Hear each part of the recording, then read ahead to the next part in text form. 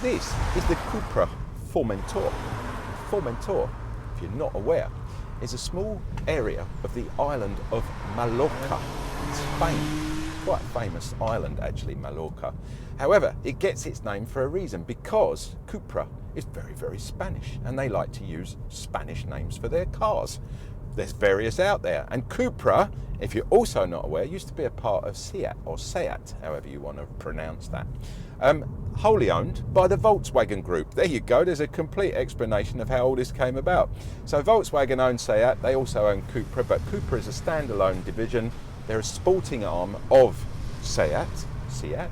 A bit like BMW M Sport, Audi Rennsport, you know, Mercedes AMG, all of that sort of separate sporting division. But they are very much a standalone company now. They manufacture their own cars. They're manufactured in Spain, hence why the Spanish name, the Spanish DNA, the roots are all based through the Seat car company from Spain. There you go. This car, the Formentor, was launched back in 2020 and it's recently had a fantastic makeover, and we're actually driving a 2023 Formentor, and it's got a lot of new bits and pieces on it, and it's a fantastic car to drive because I love Cupras. Cupras are just amazing to drive, and unless you've ever driven one, you won't have a clue. So one of those things you need to do in life is get down and drive a Cupra, trust me, because they've got such a lovely little sort of racy feel, sportiness about them. Suspension and the actual chassis on this car is amazing, simply superb.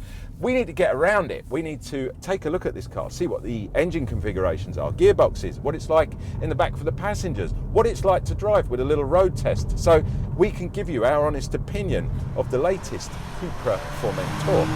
You are watching me, AJ, on the Player YouTube channel. And if you've never watched us before, then feast your eyes on this for the next minute and a half, and I'll catch up with a review straight after the intro. This is how a car should sound. Listen to this.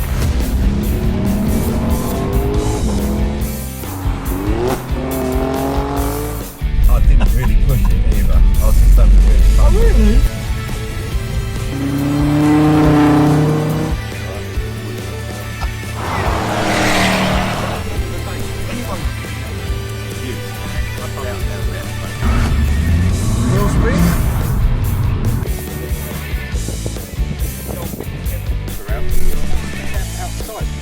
So there you have it, guys, the Ferrari Roma, my birthday present. Here we go, we're going to meet the crew and hopefully get the paint. That's a real one. Honestly, I think it makes a good work. Let's go. Nice to start. Nice to see you. Show us your big chopper, your helicopter. So here we are, the Morgan Roadster, where we're here for the Swiss Watch Show. And guys, guess what? It's another morning here out in sunny France.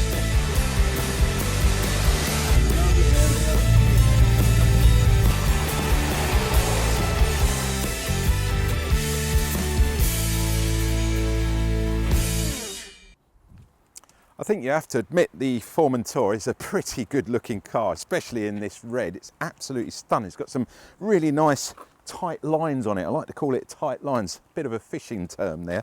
But the front itself, very sporty, very aggressive. You've got that sort of transformer badge on there, the Cupra logo on the front there, that aggressive grille, this aero going on at the front. Really good looking. Cupra like to call the Formentor a crossover SUV coupe. It's a bit of a mouthful, but I can see where they're going with it, because you've got the crossover SUV bit here, but from the side with the haunches at the back there, looks very, very coupe styling. You get a number of bits and pieces with this car, but we're going to talk about those in a minute. Initially, I'm going to tell you there are 6 different trim levels. That's quite a lot of trims. Entry-level car starts at around 31,000 UK pounds here in the UK, and that's the V1. Then you can jump up to the V2. Now, the V2 gets 19-inch alloys instead of 18, and you also get a leather interior with that. So you jump up, you start to get those extra bits and pieces. We then go VZ1, VZ2, VZ3, and then top of the range, or kitchen sink level as I like to call it, is called the VZN, and that will cost you from around 48,000 UK pounds. Now I mentioned about the colour and how much I like this red. If you like white, solid white, you're fine, because that's included in the price. In any one of those trim levels you can have white. It's totally no extra charge. However, once you start jumping into metallics and some of the pearlescence that they do, you're looking at between 600 and 2,000 UK pounds extra for your paintwork. So choose your colour wisely. That's the best advice I can give you on that. Let's go and take a look around now and see what you actually get as part of the price for your entry-level car. Right, let's check out what you get for your entry-level or V1 Formentor. £31,000 buys you the V1, and with that you will get a decent set of 18-inch alloys. These particular ones are rather nice. They're black with the copper accents around them there. I particularly like that. Round at the front there, you've got a full set of LEDs. And when I mean a full set, you've got the indicator, you've got the side lights, you've got the running lights, and you've got the full and dip beam. It's an auto dip beam on this as well. That comes as part of the price on your entry-level car. The auto dip beam meaning when you come into town, you're on full beam, it automatically dips. Or if there's a car coming towards you, or you come up behind a car, it will automatically dip. I like that. Gives you more time holding the wheel, behind the wheel, concentrating rather than worrying about when to dip your headlights. You get folding mirrors, which is rather nice. I shall demonstrate that now. They are also heated during the winter. Don't forget when they fold in like this, great when you're going through the car wash, protects the glass in there as well. Really nice little touch that. Some companies charge extra for those little bits and pieces. You get keyless entry and keyless ignition. Round at the back, moving swiftly on, he says, you get a full set of LEDs round the back here as well. I particularly like the back because you've got a pinstripe light that runs all the way through. It looks really lovely at night. And finally, as if that wasn't enough, you get the parking sensors, both front and rear. So when you're parking, you get those beep beeps going off, letting you know where you are in relation to the other cars and in your parking space. So that's the outside. Not bad, I hear you say. You get quite a few bits and pieces extra. Now let's check inside, see what you get with your entry-level car. So let's check out what you get with your entry-level V1 Formentor. And straight away, I mentioned earlier about the keyless entry, but the keyless ignition on this car I think is lovely. It's on the steering wheel, the stop-start button here. Very reminiscent of high-end super sports cars as well. I like the little touch, and I love the steering wheel, love the logo on there. It's just all sort of blends in really nicely as well. And this is all standard stuff, guys. This is what you get with your entry-level car.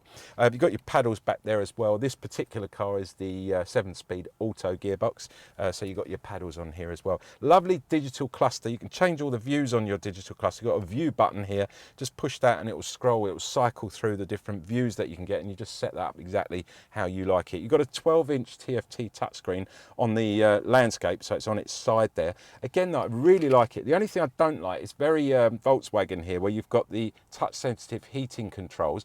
They do work when it's on a nice dry day. However, when you've got wet hands, or you don't really want to be touchy, you've got the volume button in the middle as well there. Again, that's a touch-sensitive slider. They're the only little drawbacks, because if you've watched me before, I do much prefer a knob.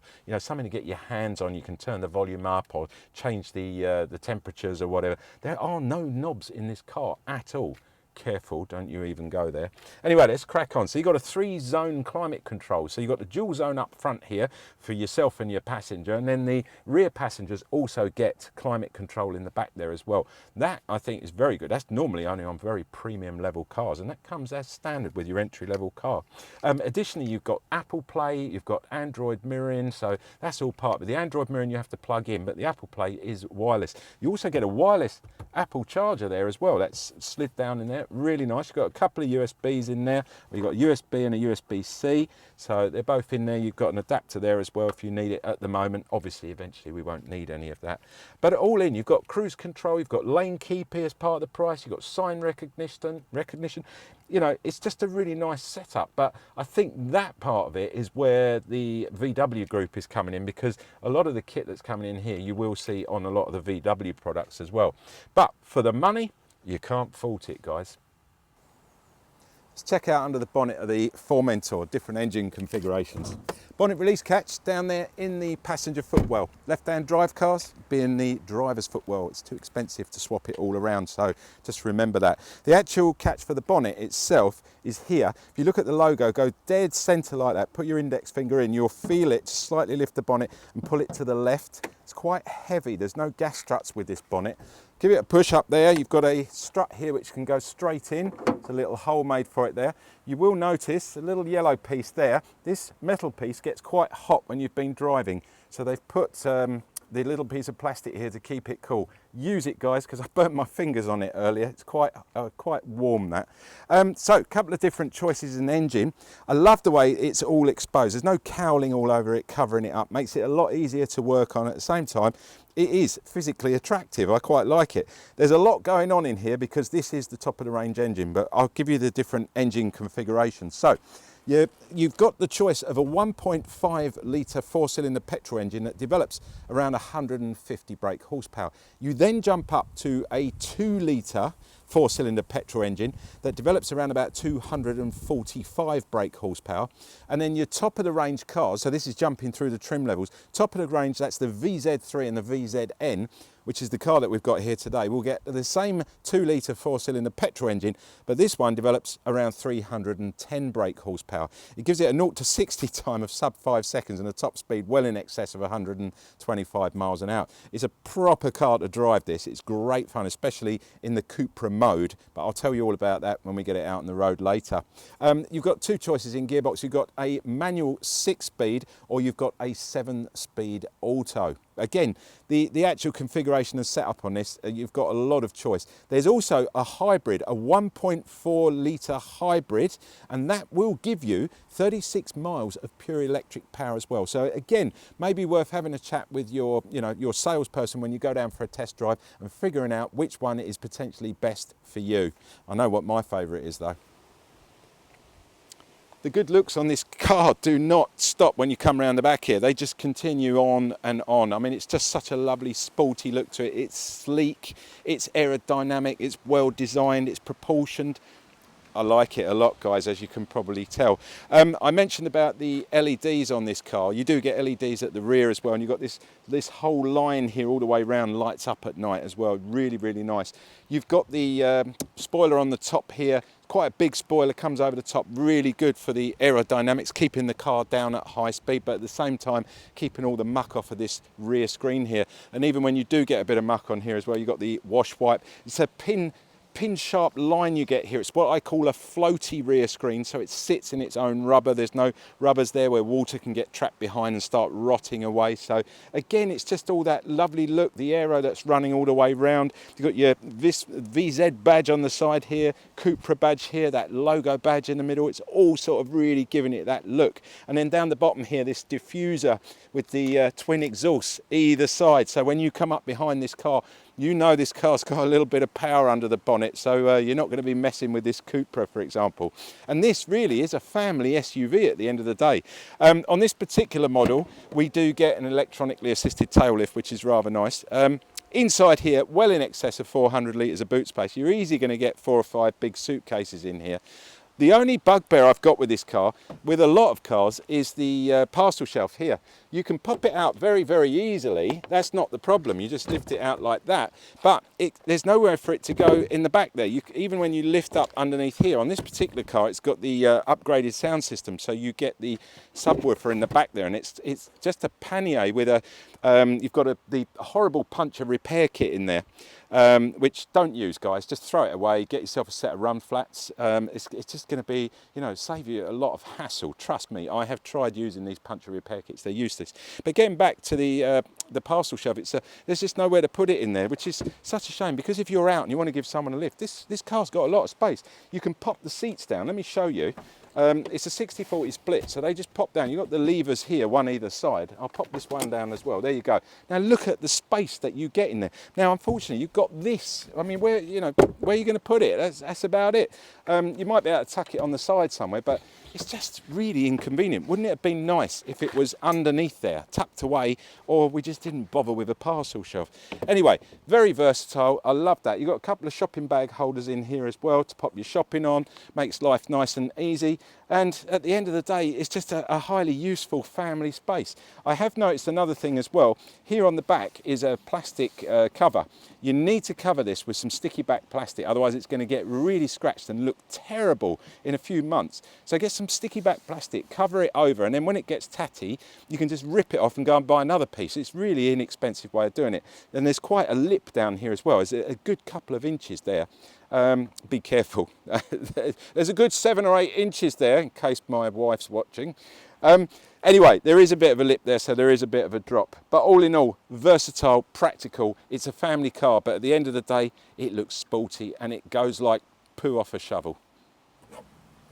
Right, let's check it out in the back for the passengers, see what room you get and how easy it is to get in and out of this car. But straight away, I've noticed it's not a good rake on this door, but it's sufficient. But watch this, getting in and out.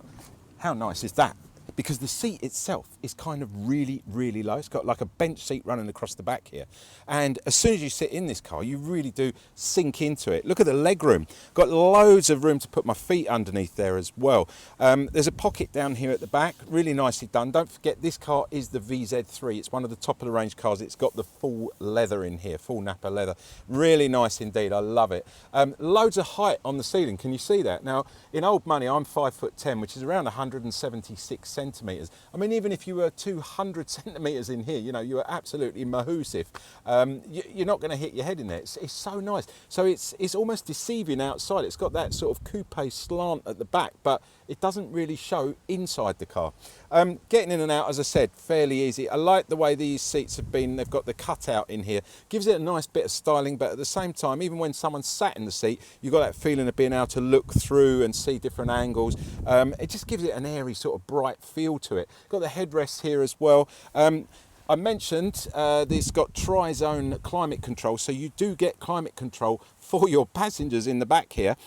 Simple to use, digital panel here you can set up yourself. You've got 2 air vents themselves here. You can have that lovely cool air coming, pumping in the back here. Also during the summer, this particular car's got the privacy glass on it, so that's going to help keep it cool. You'll notice as well, if I put that pull the door back there, this window is absolutely massive. It doesn't go all the way down, which is annoying, but it nonetheless is very, very big.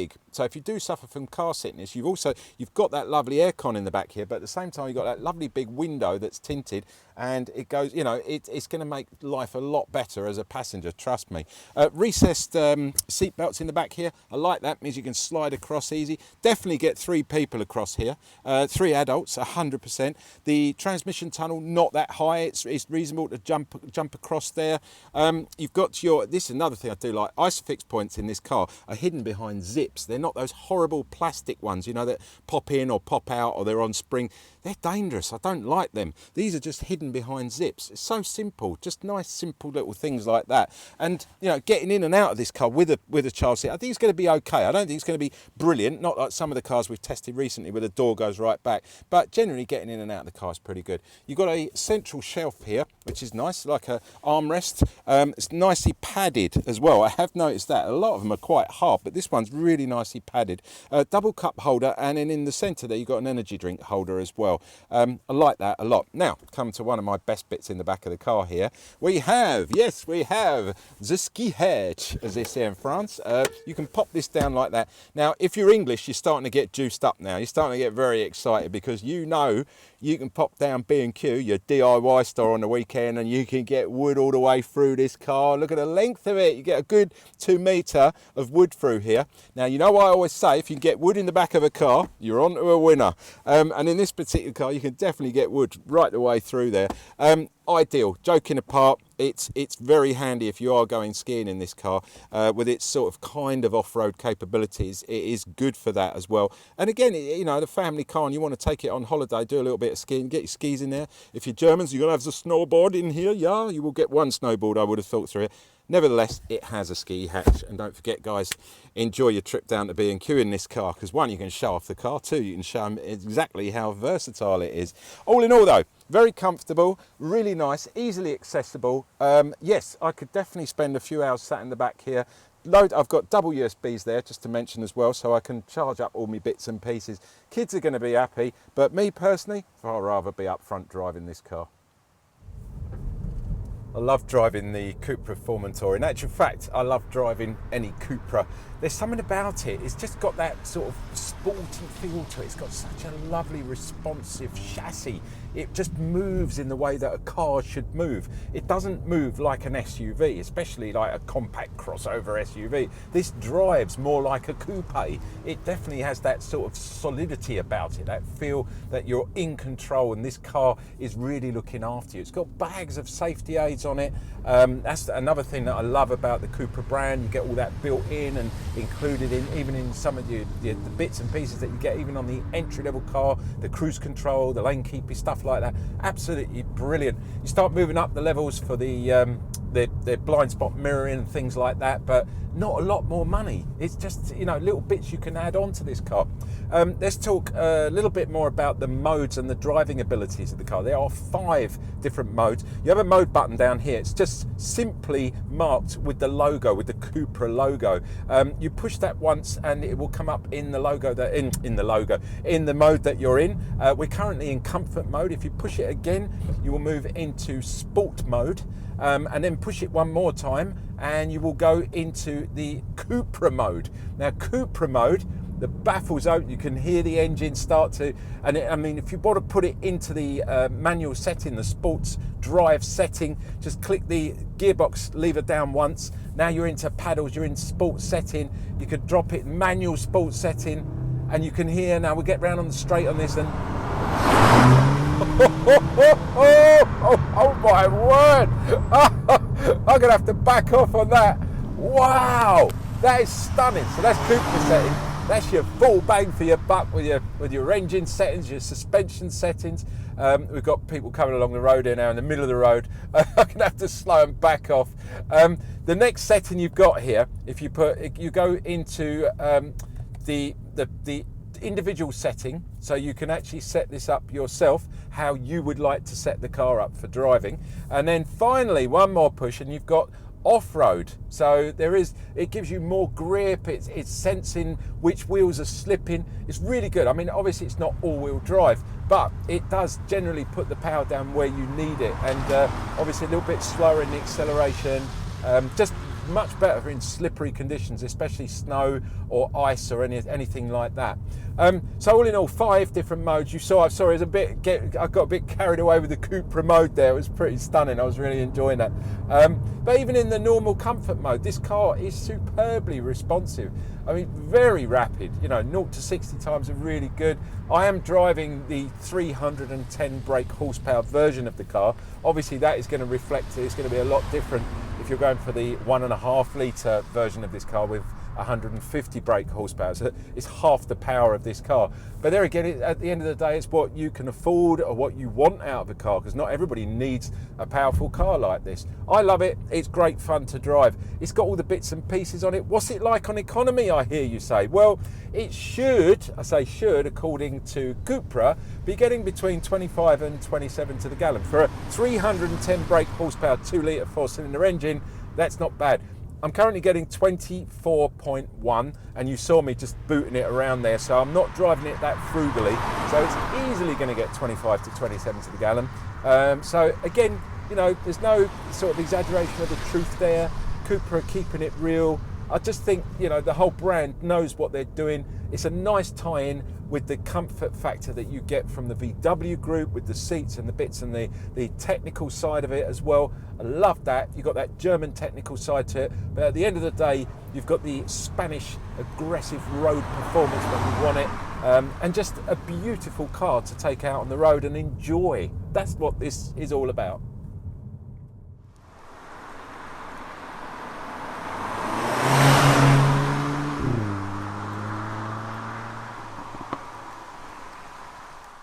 So there you have it, guys, the Cupra Formentor. What a car. I have thoroughly enjoyed driving this about for the last week, you know, doing the review. I hope you've enjoyed the review. I hope we've given you an insight into exactly how good this little car is. At the end of the day, it's family friendly, it's reasonably economical, it's not a bad entry level price, but above all, it definitely puts a smile on my face when I get out and drive this car. It's got a little soul about it, a bit of Spanish passion built under the bonnet here, and I don't think you can beat that when you buy a car. Don't forget, if you do buy one of these, you do get a decent warranty on it. You've got the VW warranty basically, which is 3 years or 60,000 miles. You get 12 years anti-perforation warranty. That's any little rusty bits that might appear. Not that I think you're going to get any in 20 years, but you never know. So you've got a 12-year cover on that. You've got a 3-year paint warranty for this beautiful paintwork, and that's from the minute you drive it off the forecourt. You've got roadside assistance all built into that as well, so you're fully covered. And I suggest you get down, give one a test drive, have a chat with your salesperson down at the Cupra sales showroom, and they'll tell you all about this car, the different configurations and all the other bits and pieces that you need to know. At the end of the day, guys, the choice is yours. I know exactly which one I'd go for. They're a cracking little car. See what you think of it. You've been watching me, AJ, on the Player YouTube channel. Don't forget, like, subscribe and comment. If you've got any comments, leave them in the comment box down below, because if you've bought one of these cars and you want to tell us a little bit about it, or you want to know a bit more information, one of the team will definitely get back to you in due course. So don't forget, if you've got a comment, just stick it in the box down below. Subscribe if you want to. Leave the bell sign unchecked, because you saw at the beginning of this video, we don't just do car reviews, we do loads of other stuff. Primarily we do car reviews, but there are some other interesting bits and pieces that you might find of interest, and you don't want to miss out on that. So leave the little bell sign check that says you get regular updates on all the videos that we put up on our channel. One last thing, I don't ask for much, but one thing I do ask for, give us a thumbs up, guys. I'd really appreciate it. Me and the crew and the editing staff and everybody else who puts these videos together, it's not just a one-man band. There's a lot of us do it. We don't get pay rises, we don't get bonuses for you thumbs upping, but what we do get is a pat on the back from the boss and the sponsors to say, job well done, AJ and crew. You've done another good job. People are thumbs upping, they like what you're doing. Keeps us in a job, and at the same time keeps the sponsors happy, keeps everybody happy, because you get to see all the reviews at the same time. In return for doing that, what I'm going to offer you is part and parcel of a much bigger product that we produce. It's called The Player. It's a men's bookazine. I say men's, it is for ladies as well, but it's primarily a man's lifestyle bookazine. A bookazine is a hardback book, but it comes out in the frequency of a magazine. So very simple explanation of that one there. Unfortunately, I can't give you the hardback book because they cost 100 UK pounds each, because they are huge, 228 pages of everything us guys love. I can give you the online version, which is exactly the same. All you've got to do is head over to www.theplayer.co.uk. It's coming in down here somewhere by the magic of edit. You can get over there, you can get yourself 220 pages of fantastic online bookazine for guys. It includes cars, boats, jet skis, motorcycles, planes, interviews, golf, holidays, food, you name it, it's in there, guys. If you want a free version of that, and all you've got to do is head over there, as I said, fill in your name and your email. That's it, nothing else. It's so simple, and then you can access all those 220 pages. It's well worth it, guys. Get over there, fill your boots, enjoy. It's on me, AJ, the Player from YouTube. I'll catch you next week, hopefully with something as pretty and as versatile as the Cupra Formentor.